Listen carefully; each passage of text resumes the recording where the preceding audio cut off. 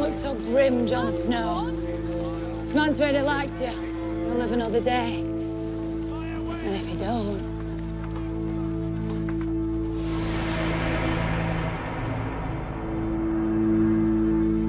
If you were a Northerner, you grew up hearing these stories about Mance Rayder. He's the king beyond the wall, and he's the king of the wildlings, and you're growing up, you grow up learning that the wildlings are the bad guys, essentially. You know, there's this kind of endless war going on between those who live in the north and those who live beyond the wall. I think that the time he spent with Ygritte has primed him to the possibility that there might be more to these people than he thought. Has primed him to the possibility that they might not be what he grew up thinking they were. And he's somebody who was always on the outside in his world to begin with. He's somebody who's always, he's never had an unquestioning acceptance of the world he came from, because the world he came from never really accepted him. So I think he's born, or at least was raised, to be open to the possibility that other people might have more to offer than meets the eye. Why do you want to join us, Jon Snow? I want to be free.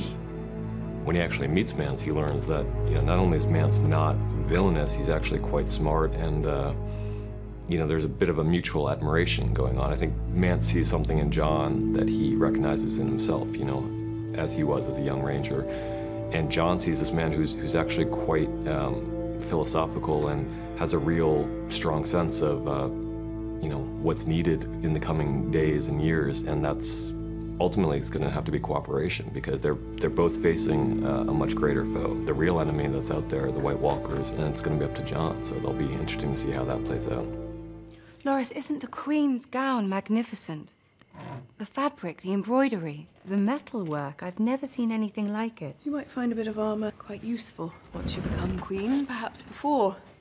It's an interesting position because Cersei is the Queen Regent. You know, she had been queen for many years as Robert's wife, and now she's the mother of the king.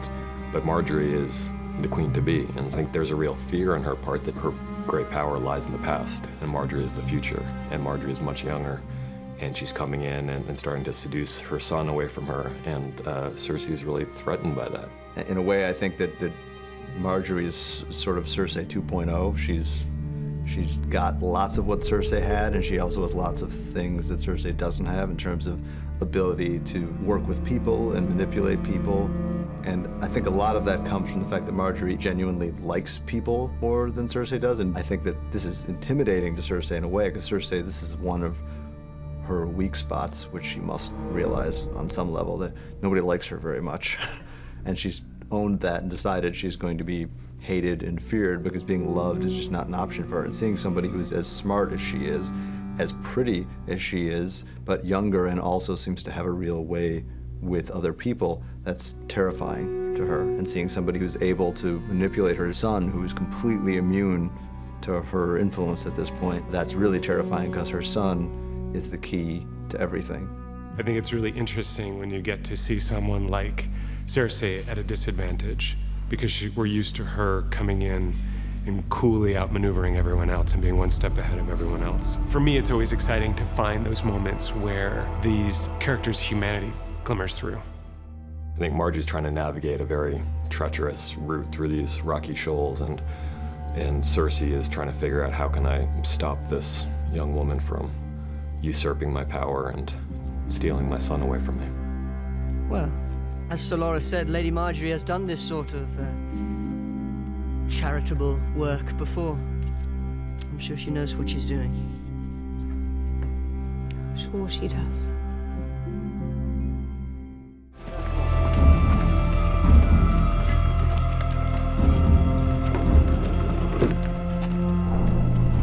For a great leader who's doing something immensely unpopular for a certain segment, whether it's the warlocks or the slave masters or whatnot, she's creating a lot of enemies, and powerful enemies, and those people are going to try to stop her regardless of how powerful she becomes. And it's something she's actually, in a weird way, used to, because she grew up with this. She grew up running from assassins with her brother. You know, from the earliest time she can remember, she was being spirited from one city to another, one step ahead of Robert Baratheon's assassins, because there were so many people who wanted to destroy the Targaryen family and make King Robert happy. And now there are assassins out there for all sorts of different reasons, because she's made even more enemies. But I think in her mind, this is just the price you pay for being Daenerys Targaryen, being the last of the Targaryens, and it's not going to stop her.